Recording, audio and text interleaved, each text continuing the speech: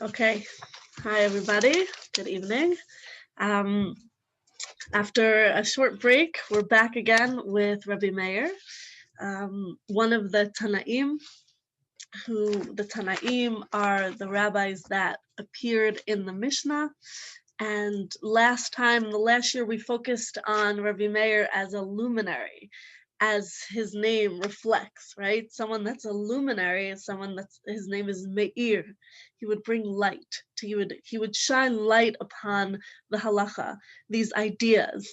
A man of parables, a man of great wisdom, who had a very special relationship with Bruria. When we focused on Bruria's character, we saw as well that they shared a relationship that involved Torah discourse as well. And he lived in this tumultuous time, this national time, after the destruction of the Beit HaMikdash, where there were Roman decrees and oppression on the Jewish nation. And also personally, he suffered greatly as well, seeing the murder, the death of his Rabbeim, of Rabbi Akiva, and having to run away to Bavel, and he spent his last days in Bavel, even though he had such a strong burning love for Eretz Yisrael that he wanted to be buried there. In this shir tonight, we're going to focus on the unique relationship with his Rebbe, Elisha ben Avuya. I've always loved this story. There is something about this story that is just enchanting, right? There's something about this story that we learned so much about the giants of those times. And it also just, these stories explore very deep ideas about tshuva, and is there a point where someone can't come back, and what is that point? And different ideas that are going to come up through these stories that are just really mind-blowing. And through this relationship, we aren't going to be focusing on the character of Elisha ben Avuya. That can be for another time. But we're going to focus on Rabbi Meir within this relationship to see his character from this point of view. And so we're going to begin with different ways of how he and Elisha ben Avuya expounded verses. Now, it's not just that they're expounding these verses, the verses also touch upon their lives, touch upon the relevant things that are happening to them at the time. So if we look at the first source in Masechet Chagiga, in the Talmud Bavli, and we're going to be seeing these accounts in the Bavli and also in the Yerushalmi, because the accounts are similar, but there are also differences between them. And through these differences, we also can learn out interesting ideas. Okay, so in the first source we see in Masechet Chagiga, Daf Tet Vav Amud Aleph, okay, we see that he is called, Elisha ben Avuya is called Acher. He's called the other one. He becomes the one whose name cannot be mentioned, right? Like Voldemort in Harry Potter. They can't even say his name, that he becomes Acher, the other one. So Acher asks Rabbi Meir, after Sheyatza letarbut ra'a, after he has already gone astray, okay? And Acher is asking him a question about this pasuk, right? There's a pasuk in Kohelet that says, Gam et ze lumat ze asa Elokim, right? God has made even the one as well as the other, which we see in Kohelet. So they try to understand what this verse is referring to. And Rabbi Meir explains it. Everything that God created, bara kenegdo, he created something, a similar creation that corresponds to it, right? If God bara harim, bara gvaot, he created mountains, so he created hills. He created oceans, so he created rivers, right? Not so extreme. Amar lo Acher, Elisha ben Avuya comes and says, Rabbi Akiva Rabcha lo amar kach. Now Rabbi Akiva was his contemporary. Rabbi Akiva, your Rebbe, he did not say so. That's not how he expanded this pasuk. Rather, he understood it as bara tzadikim, bara rishaim. He created tzadikim and he created rishaim, evildoers as well. He created Gan Eden, but bara Gehenom, and he created the opposite of that, the contrast of it, of Gehenom. Okay, so we see here the two different ways that they are looking at these verses, which is interesting, and we'll come back to it after. Okay, so the next question, Sha'al Acher, and also we might ask ourselves, why is Acher taking interest here, right? Why does he care? He already went off the derech, and just to give a few words about the story, there are different reasons why he went astray, and Elisha ben Avuya is one of the greatest Tanaim, a man of this great Torah knowledge, and why he went off the derech. And they give different accounts of how the four rabbis went into the Pardes, which is the world of the Nistar, like the hidden Torah, and Rabbi Akiva is the only one that comes out alive and well and complete, right? But Rabbi Meir comes in v'nifka, and he goes off the derech after this account. And they also bring in different accounts of the injustices that he saw in the world, and it made him question God, or an account that happened in heaven, and he started to think, are there two gods? Is there a God of evil and a God of good? Right? Different accounts. We won't get into that now. But here it's just interesting why he's asking these questions about these psukim, right? And he asked the questions why. So they asked he asked Rabbi Meir, "What are you speaking about? What does it mean?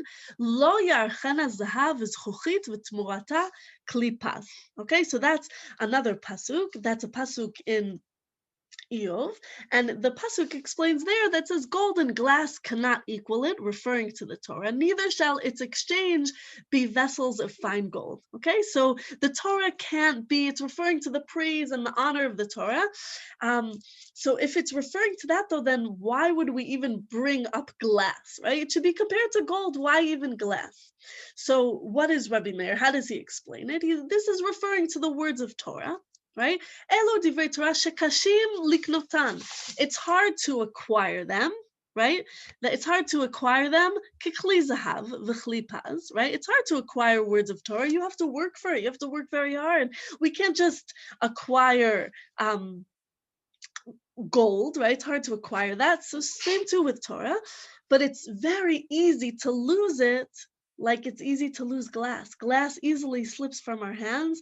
And I don't know about what happens in your kitchen, but in our kitchen, we're always saying mazel tov because a glass cup is usually falling down somewhere, right? So it's very easy for this glass cup to slip out of your hand and for it to shatter. It's very easy to lose it.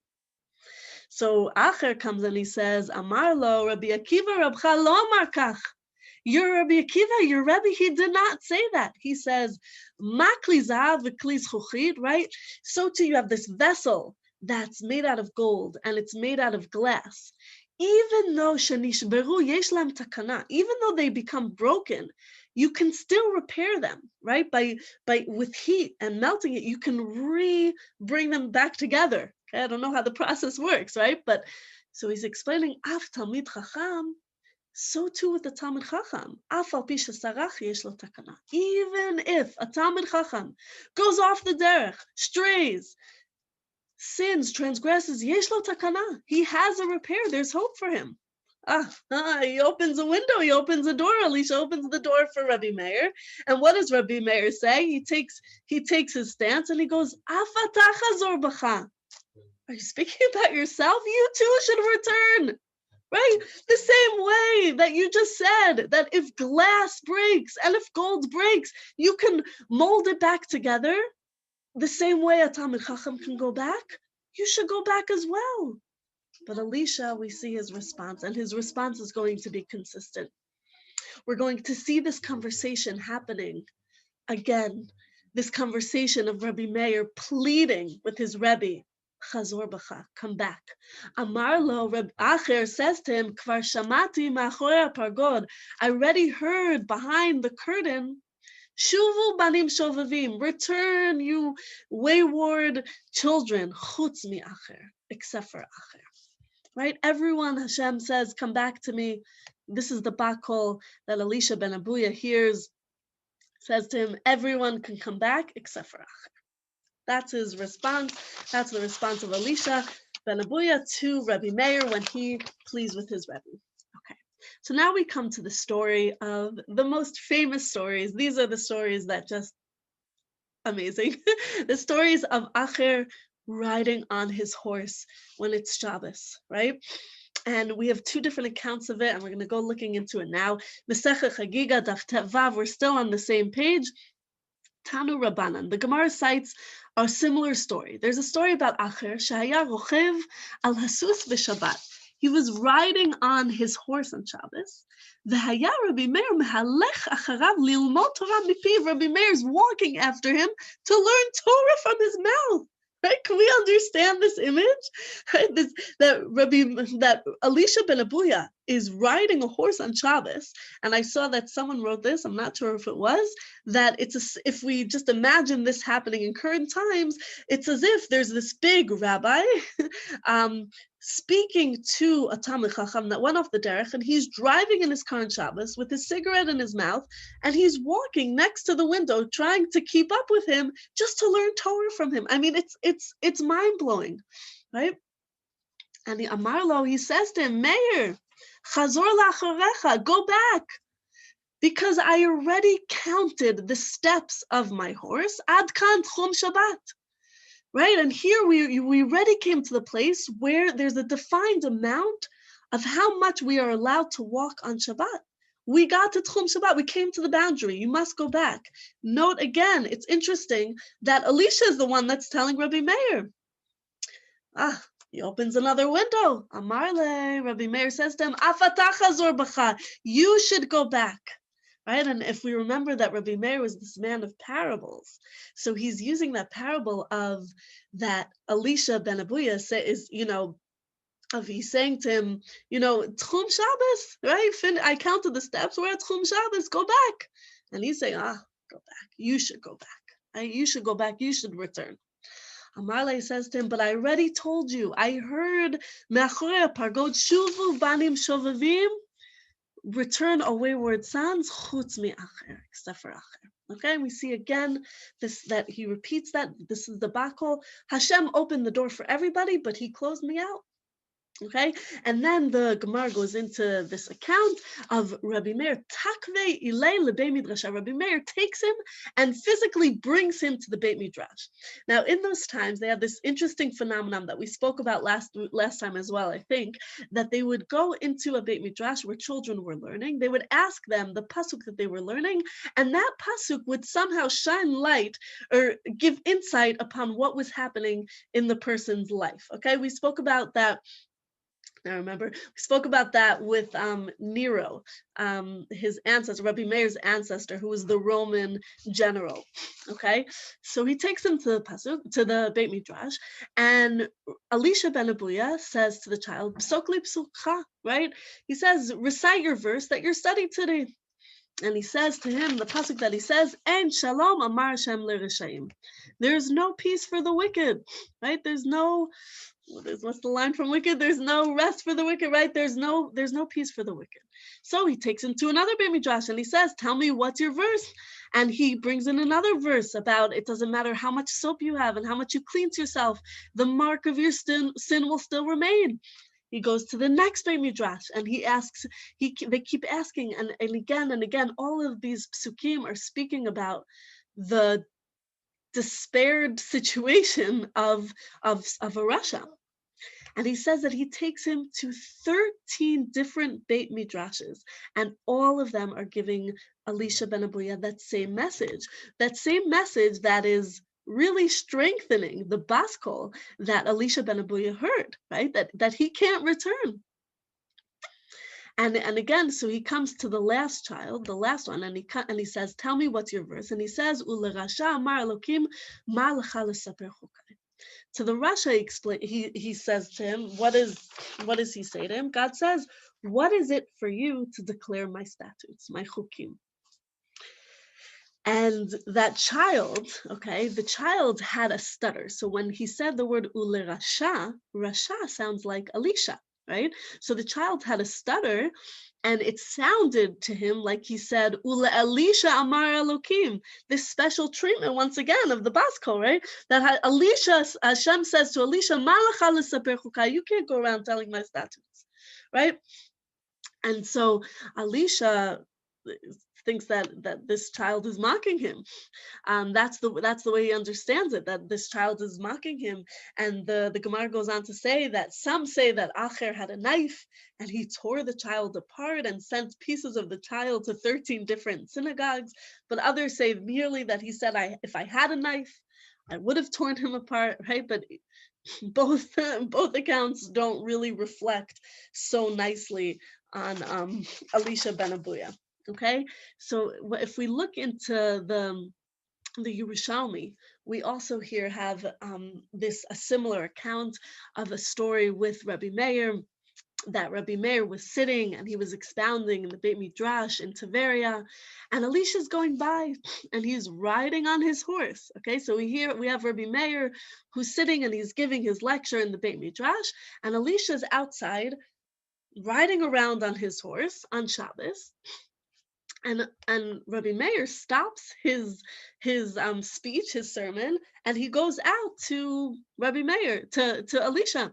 Okay, and I brought in just the English here, which is in Root Rabbah, with a very similar midrash to what the Yerushalmi is bringing, and just in English, so it's a little bit easier and with time wise, that he's expounding these this verse, and he says to him, Rabbi Meir asks, Elisha says to him, what verse do you happen to be expounding?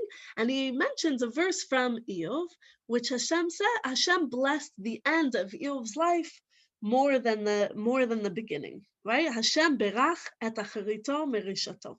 Right, so he asks him, what does that mean when it's referring to the story of Eov? And he explains that he doubled his wealth to him. And again, Elisha says to him, Rabbi Akiva did not say this, but he said something else. And Rabbi Meir responds, without getting into all of it, he responds and he explains from Kohelet, the end of a matter is better than its beginning. So Elisha says, okay, how do you understand that? And Rabbi Meir explains, and he gives different interpretations, but the interpretation that I want to focus on is the interpretation of Elisha ben Avuya, because his interpretation is what's interesting for the conversation, for what's going on here. Elisha explains to him, he says to him, one second. Elisha said to him, Akiva, your teacher, did not say this, but rather the end of a matter is good. That is when it is good from its beginning. And for me, there is this example. Okay, so he brings in this example of this idea that's quoted in Eov, that the end of a matter is good. And he tells the story, Elisha tells the story about his bris milah, that Avuya, he was a great man of his generation, and it was his brit milah, and he invited all these guests and great men from Yerushalayim, and he invited Rabbi Eliezer and Rabbi Yoshua, and all the others were eating and drinking and singing songs and saying acrostics, and Rabbi Eliezer and Rabbi Yeshua start to learn Torah. And as they're learning and they're getting really into it and they're rejoicing, a fire comes down, right? And they're kind of reenacting Har Sinai because this fire comes down. There's Torah learning is just so powerful. It's all encompassing. And Avuya comes over to them and says, are you trying to burn down my house over here? What's going on? And they explain to him, that we've been learning, and it's like the fire of Har Sinai. And so Avuya says, so great is the power of the Torah. This son of mine, if he survives, I will offer to give him to the Torah. Okay, but he explains that his intention, his kavanah wasn't l'shem shamayim. His intention, in the Yerushalmi explains that his intention was not l'shem shamayim, rather was more for glory and for kavod. And so because of his beginning, Elisha looks back on his beginning, because his beginning wasn't filled with the proper intention, so too his end turned out negatively, right? And so he also uses this pasuk to explain, to kind of respond to that question that Rabbi Meir keeps asking him, why don't you return? And he keeps explaining to him why he cannot return. And so again, also, if we go further on, we go further on, Elisha says to him once again, and this is also in Rabbi and also in the Yerushalmi, he says to him, return, and Rabbi Meir says, why? And again, that story of the Shabbos boundary, and this time, what we see over here is that when Rabbi Meir asks him, with all of your wisdom that you've been counting the footsteps of the horse that's gone over 2,000 amot, why won't you return? Elisha explains, he asks that I was riding on a horse while passing behind a shul on Yom Kippur. Okay, so that's a little bit of a difference there. A Yom Kippur that fell on Shabbat, and he heard the Baskol, and the Baskol said, everyone should return to me except for Elisha ben Abuya, because he knows my strength and has rebelled against me. Okay, so these two different accounts, which is interesting, just one of the differences that we see here, and Rav Soloveitchik has this beautiful idea of trying to understand the story of Elisha ben Abuya, that he explains that the two accounts, right, you can understand what's going on just by the name that's used in the Baskol, okay? And Rav Soloveitchik explains that the name, and I'm just going to explain it really shortly, that explains that in the Bavli is the accurate account of what happened. The Baskol says, Shuvu banim shovevim chutz mi acher, right? Hashem said, everyone return to me except for acher, okay? And what he meant to say was, throw off acher from you, to Elisha ben Abuya. Separate yourself from this enchanted spirit that has taken over you, that has caused you to rebel against me, that has caused you to align yourself with the Romans and betray the Jews and have the freethinker books poking out of your pockets, and the part of you that's trying to convince, and all these different stories of all the different sins and transgressions that Elisha ben Abuya did, that this Baskol is trying to say, everyone return to me, chutz mi acher, throw off that part of yourself that's acher, Elisha ben Abuya, the part of you that's still there, the part of you that's still connected, come back to me, that part, come back to me. But the tragedy of Elisha ben Abuya is that instead of hearing acher and separating himself from acher, he heard Elisha ben Abuya, the name that's mentioned in the Talmud Yerushalmi, and that was his tragic mistake. So Eitan Abramovich, he gives just a very interesting idea when he looks at these stories, and he explains here that the opening of these two stories of Rabbi Meir, of Elisha ben Abuya riding on a horse, he explains that of this story presents this sharp contrast between two of its main characters. Rabbi Meir is the one, he's sitting there and he's expounding Ben Kirot Beit HaMidrash, he's sitting amongst the walls of the Beit HaMidrash, V'ilu Elisha mitayel b'merchav hapatuach shel hashuk. Whereas Elisha ben Abuya, he's strolling in this wide open space of the market. So we have the enclosed walls of the Beit Midrash versus the outside open space of the market. And this contrast, he explains, is such a strong imagery to show the difference between the two worlds of these characters. The Torah of Rabbi Meir, the Torah of Rabbi Meir builds for him this homely space that's defined and protective. And he's sitting there, he's sitting there peacefully.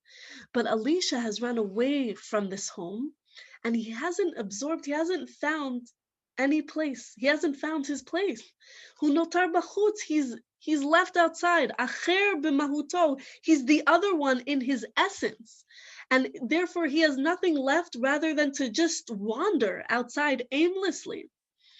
And he explains, Eitan Abramovich explains that surprisingly, this contrast is breached when Rabbi Meir leaves the walls of the Beit Midrash and joins the tiul, right, the stroll of Elisha. And in this departure of Rabbi Meir, he's expressing his deep desire, lachzir et Elisha pnima, that he wants to bring Elisha inside again. Lolo tzioto mitchumo ela la'ashivoto elav. Right? He wants to bring him back to him. And so even gam im letzorch kachu nidrash latzet lekrato, even if it means that he needs to leave the four walls of the Beit Midrash in order to bring Elisha ben Abuya back, that's what he wants, that's what he'll do. His leaving is reflective, right? This action of his, of just leaving the walls of the Beit Midrash, is reflective of him leaving the walls of the Beit Midrash in order to bring Elisha back in.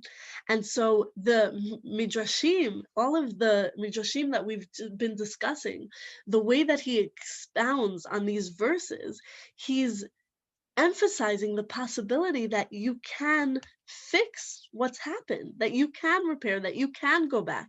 לעשות את אחרית טובה יותר מראשיתה. You can make the end of your story even better than the beginning of your story. You can open a new chapter, right? You can move on from this fall. And all of his ideas are asking really lachmok min hanigud harif, in order to escape, to evade this sharp contrast between tzaddikim and rishayim, between Gan Eden and Gehenna. As we brought in the first verse that we explained, that when the way that Elisha sees the pasuk versus the way that Rabbi Meir sees the pasuk, Elisha brings in this sharp contrast, opposites, polar opposites, the tzaddik and the rasha. Rabbi Meir wants to evade this sharp contrast between them. But Elisha insists on opposing this. He insists, he goes against it, and he opposes it, this beneficial, right, this lidarshanuta mitiva, this way of expounding upon it. He opposes this way of exegesis, and he insists on a deterministic stance. According to it, according to which his faulty outset does not allow him to return. So just by the way that we see that they're interpreting these psukim, Elisha ben Avuya, he sees what happened at his bris milah, that his father didn't have the right kavana. So his outset wasn't a positive outset, wasn't a good start. And so therefore he has this deterministic way of seeing that because of that, I can't go back. But Rabbi Meir is explaining to him, you can go back. And he explains this diyun, this discourse, this deliberation between them, where Rabbi Meir is taking Sfat Beit HaMidrash, he's taking the language of the Beit Midrash to the space, to the area of Elisha. It's interrupted with another spatial sort of imagery, which is the Tchum Shabbat, right? The boundary of Shabbat. Now, the prohibition of the boundary of Shabbat is in that pasuk, that the pasuk that explains that let everyone remain where he is. Shvu ish tachtav al yetze ish mimkomo biyom hashvi'i. Right? Let everyone remain where he is. Let no one leave his place on the seventh day. That's the source of this idea of Tchum Shabbat.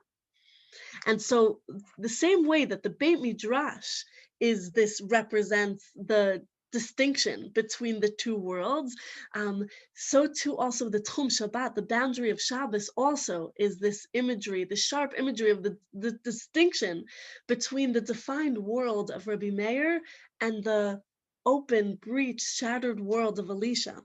And so now it turns out that Rabbi Meir is swept away, and he's going with this freedom of, right, this freedom, this freedom of movement of Elisha. He's following him outside. He's not counting his steps.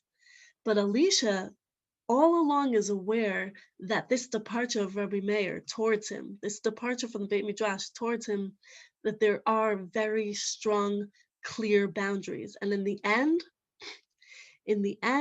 the point will always come in which Rabbi Meir will go back and Elisha will continue on alone. So that imagery of the Beit Midrash, the walls of the Beit Midrash, the defined walls of the Beit Midrash versus the open space of Elisha ben Avuya, who's just riding off on his horse, and the imagery of the Tchum Shabbat, the boundaries of Shabbat, and that's really the world of halacha, that it gives us, it creates for us this defined protective world versus the open, free world. Rabbi Meir is willing to leave the Beit Midrash in order to bring his beloved Rebbe back inside. So when we come to the death of Rabbi Meir, we can see the role, the death of Elisha ben Avuya, we see the significant role that Rabbi Meir takes in the death of Elisha ben Avuya, and we still have this burning question of, did he do tshuva or not? Was he accepted into Olam Haba or not? Right? What happens to Elisha ben Avuya? So there's different accounts, and there's the account in Masechet Chagiga and the account in the Yerushalmi. Once again, between the Bavli and the Yerushalmi, which is just interesting as well to look at the two different versions. And so the Gemara explains that when Acher passed away, the heavenly court decided that he should not be judged, right? Nor should he be brought into the world to come, right? Because he shouldn't be judged according to his deeds because of his Torah that he learned, but he shouldn't be brought into the world to come because of his sin. So he's kind of in this limbo status here, right? He's neither here nor there. But Rabbi Meir says, it's better that he should be judged properly. Let the boundaries be clear, right? Let everything be clear. Let him be judged properly. Let him, and then afterwards, once he's judged properly and he goes into, he receives what he deserves. After that, let him be able to be brought into the world to come. And he explains, and he says, when I die, I'm going to request this of heaven. And so smoke will rise from my grave as a sign that he's going to be sentenced to Gehenna, so that eventually he can progress onto Olam Haba. And so again, even in his death, Rabbi Meir still has this hope that eventually he will come to Olam Haba. And so the Gemara explains that when Rabbi Meir passed away, there was smoke rising up from the grave of Acher, explaining that his wish was granted. Okay, so that doesn't really refer to tshuva. It doesn't explain, and then explains that Rabbi Yochanan intervenes, and eventually Rabbi Yochanan brings Elisha to Olam Haba because no one can stand before Rabbi Yochanan. Okay, but again, Elisha is passive in that account, and we just see that Rabbi Meir is constantly active in trying to say to his Rebbe, Chazor b'cha, return. Even in your death, he's intervening in what's happening. He won't give up. There's the boundary of the Beit Midrash. There's the boundary of the Tchum Shabbat, but there's not the boundary in how far he will go for his Rebbe to return. So also, if we see in the Talmud Yerushalmi, that the Talmud Yerushalmi has a very heartfelt account of what happens when Elisha ben Avuya is sick and when he dies. So they explain that after many days, Elisha ben Avuya becomes sick, and they tell Rabbi Meir that, your Rebbe is sick, and so Rabbi Meir comes to him and he says to him, Chazor b'cha, go back, return to HaKadosh Baruch Hu. And Rabbi Meir and Elisha says to him, V'ad kan mikablim, even at this point, right? I'm on my deathbed. Even at this point, I can be accepted. My repentance will be accepted by God. And Rabbi Meir, again, bringing in the verses, says, Amar lo v'lo amar tashev enosh ad daka, right? That a person can return even until the last moment, even until he's about to die, when his soul is kind of like mefarper, it's like butterflying between worlds. Even until that moment, he can still return, right? And so B'ota at that moment, Elisha cries and then he dies. Okay, so how do we interpret that he cries? Is his cry one of tshuva? Did he do tshuva? And if he did, how? And it's not clear, but what is clear is Rabbi Meir's reaction. V'haya Rabbi Meir sameach b'libo. Rabbi Meir was happy in his heart, and he says, V'domeh shemitoch tshuva niftar. It seems to me that through repentance, he passed away. But then when they buried him, there was a fire that came from the sky, and it wanted to lisrof et kivro. It wanted to burn his kever. Okay, it wanted to burn the kever of Elisha ben Avuya. So they come to Rabbi Meir and they say to him, Kever Rabcha nisraf, the grave of your Rebbe is burning. And so what does he do? And this imagery is it's very touching. Yatsa ufaras alav talito. He comes out and he spreads his talis over the kever of his Rabbi, of Elisha ben Avuya. Amarlo, and then he brings in these psukim, this beautiful pasuk from Ruth, and he explains lini halayla, because when Ruth comes out to the threshing field, to the threshing floor, and she lies at the feet of Boaz, Boaz says to her, lini halayla, he says to her, stay for the night, and in the morning, im yigalech tov yigal, like if someone, the first redeemer will redeem you, that will be good, but if not, then I will be the one to redeem you. Okay, so stay here until the morning. So what does Rabbi Meir do with this pasuk? It's amazing. It says, Lini halayla, in this world shadomeh l'layla, in this world that is similar to light, v'haya baboker, and olam haba, which is all like morning, all bright, im yigalech tov yigal, zeh HaKadosh Baruch Hu, right? If HaKadosh Baruch Hu will redeem you, that's great, because HaKadosh Baruch Hu, who's called all good, but if HaKadosh Baruch Hu does not want to redeem you, then I will redeem you. And what happens? After he says that, after he's lying over his grave with his talis spread out over the grave, the fire goes out. Right? Even in the death, right? Even when he's already there and he's already up there in Gehenna, and his kever is burning. Rabbi Meir comes and says, if HaKadosh Baruch Hu won't redeem you, then I will redeem you, right? The way that Boaz said, if the first redeemer doesn't redeem you, then I'll be the one to redeem you. Unbelievable. And so we, from here, wait, sorry, one second. So from all of these accounts, again, we don't know exactly whether or not he did tshuva, but the point of these stories is the focus is not on Acher, but the focus rather is on Rabbi Meir. And we're left off with our last question of how can Rabbi Meir learn Torah from Acher? How could he have this relationship with his Rebbe to the point where he's willing to leave the comfort of the walls of the Beit Midrash and to walk after Acher and to hear Torah and to hear words from his mouth. And so there's a whole diyun. And now this is definitely a huge, this is a very big halachic sugya, right? This is a whole conversation in halacha, whether or not a person is allowed to learn Torah from a heretic. And we're not going to get into the halachic implications here. We're definitely almost out of time, but also that's not the purpose of this shiur, but that's on its own, that's a very interesting shiur, whether or not it's okay. But the question that they're asking about Rabbi Meir is how he can keep learning from Acher. They have this very interesting conversation that goes on in the Gemara and Chagiga, and they ask that question, Rabbi Meir, how could he learn Torah from the mouth of Acher, right? So Rabbi Bar Chana says that in the name of Rabbi Yochanan, that when it brings in the pasuk about a Kohen, that for the priest's lips should keep knowledge and they should seek Torah from his mouth, for he is an angel of the Lord of hosts from Malachim.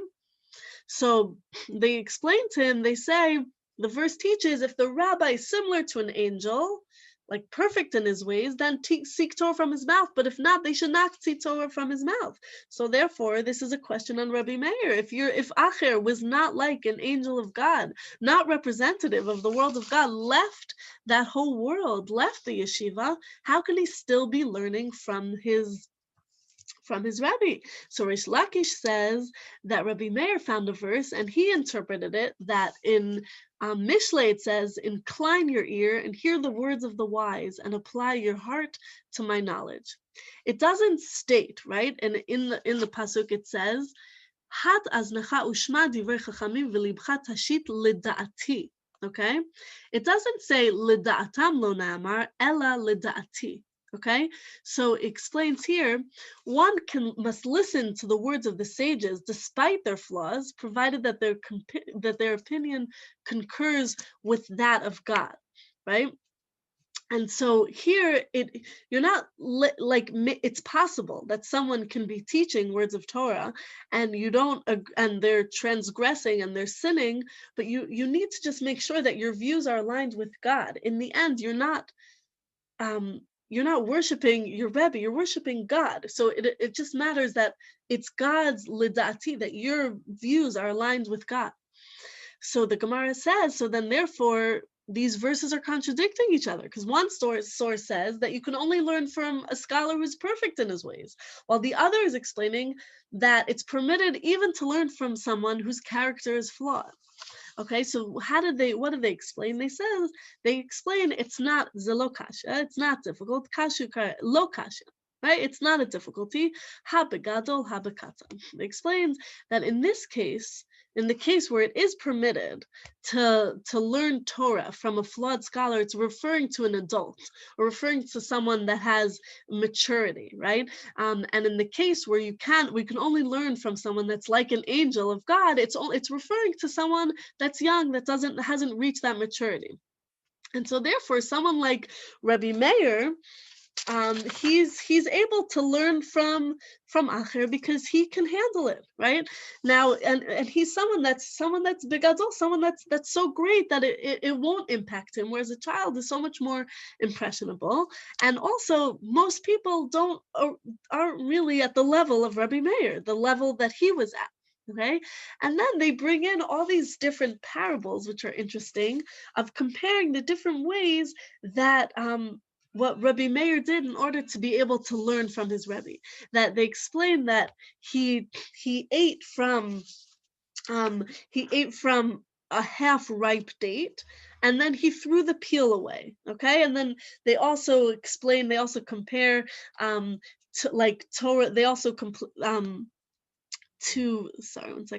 They also compare Torah scholars to nuts, to tell you just as the nut, despite being soiled with mud and excrement, its content is not made repulsive. Only the shell is soiled. And so to a Torah scholar, although he has sinned, his Torah is not made repulsive.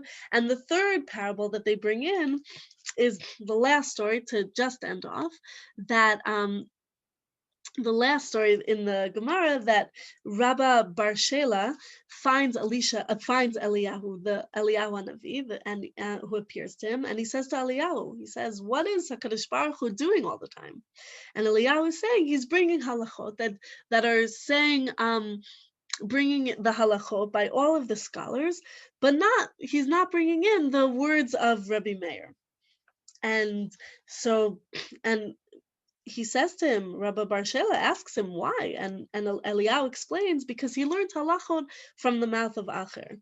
Rabbi Bar Shela explains, but why should he be judged unfavorably for that? Rabbi Meir rimon matzah tocho achal klipato zarak.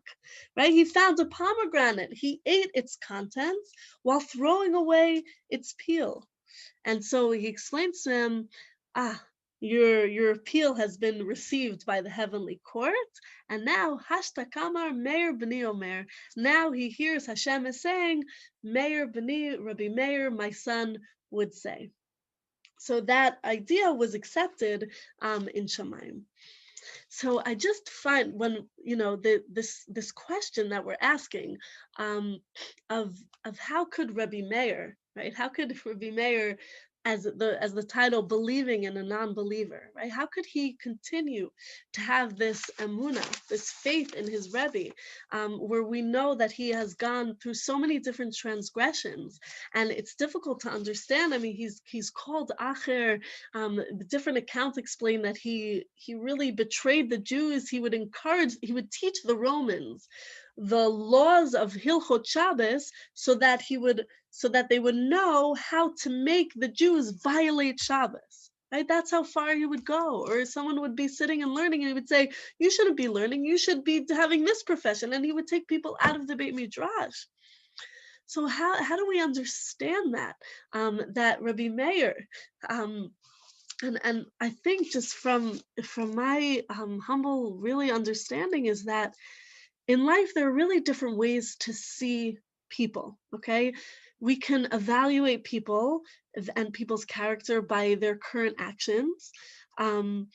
and you can say that actions speak louder than words, and actions represent who you are, right? What you do is, don't do as I say, do as I do. Like, what you do is really what matter. Your actions are really what matter, which is interesting because it brings us back to the story of the hooligans in the neighborhood of Rabbi Meir. When Rabbi Meir there were hooligans that were bothering him from his studies, and Rabbi Meir wanted to daven that they would die, and Bria explains to him and says the chotim versus the chataim, the sinners versus the sins, that pray for their sins to be taken away, pray for them to do tshuva, right? And it seems like he took that lesson to heart, that you can separate between actions and the person. And so that's a different way to see a person, is to see them for who they really are inside, who they can return to, or who they can become.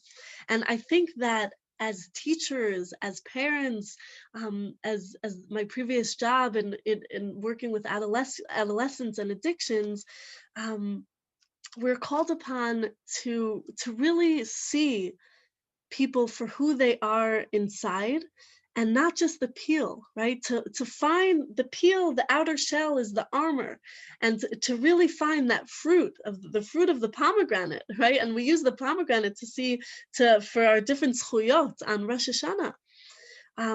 But also with this, we have to keep that balance of caution as well. We must be cautious, because we also need to understand that we aren't on that level of Rabbi Meir, and we aren't immune to being negatively impacted by someone that has so wholeheartedly gone off the derech. But I think that this relationship between Rabbi Meir and Elisha ben Avuya is reflective of the gadlus of Rabbi Meir, of his gadlus, that until the very end, he saw inside the neshama. He saw the pach shel shemen. He saw that part, the pach shel shemen that they found in the Beit HaMikdash, that was closed off with the seal of the Kohen Gadol, that didn't become impure. He saw that, and he held on to that. He held on to it in his life, and also after the death of Elisha ben Avuya. So may we be zocha to keep that balance of always exercising caution, but also being able to have that, to see inside into someone's heart, into their neshama, and to be able to see their potential, to see who they can become and who they can return to. Chazor b'cha.